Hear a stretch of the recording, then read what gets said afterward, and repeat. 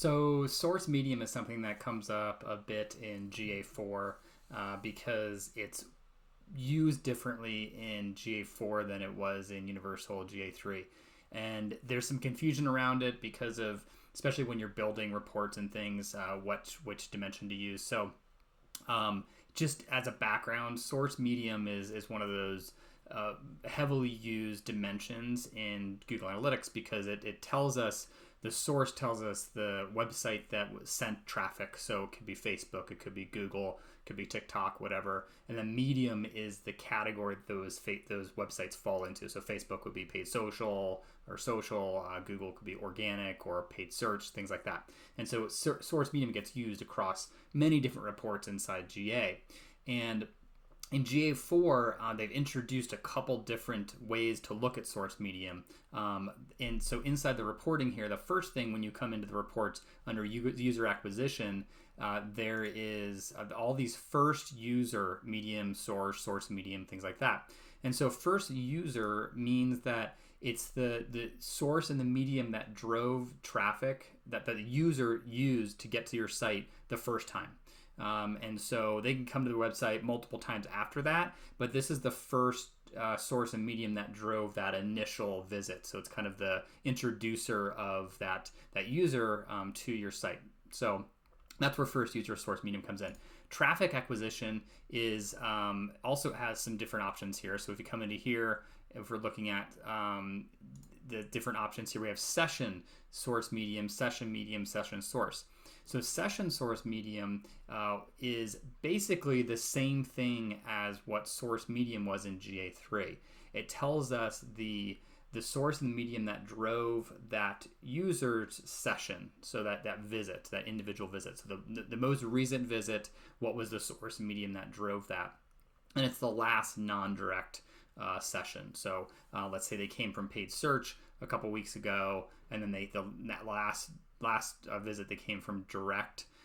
It would still actually can be considered paid search in that case, just because of how last non-direct works, but it works the same way as GA3. So when you're looking at these reports, session source medium will line up to source medium in GA3. So where it gets confusing though is when you're building reports. So this is the Explore option here in GA4 where you can build custom reports. You can also do this in Data Studio. You can do this in other places. But inside here, there's two different options. One is session source medium, which is what we're just talking about. That's kind of what we're more used to in GA3. Then there's also source medium. And source medium is, even though it's the name the same as what it was in GA3, it actually only tracks when someone converts or when a conversion happens. So if your website tracks purchases, it tracks lead forms, it tracks whatever it is, whatever you set up as a conversion, source medium in this case will only track when a conversion happens. So to illustrate that, if we look at session source medium, this report's set up this way. We have all these source mediums that come through. Okay, we have 21,000 sessions and 63 conversions.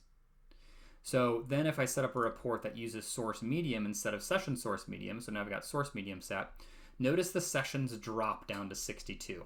It's only tracking the number of sessions that actually had a conversion.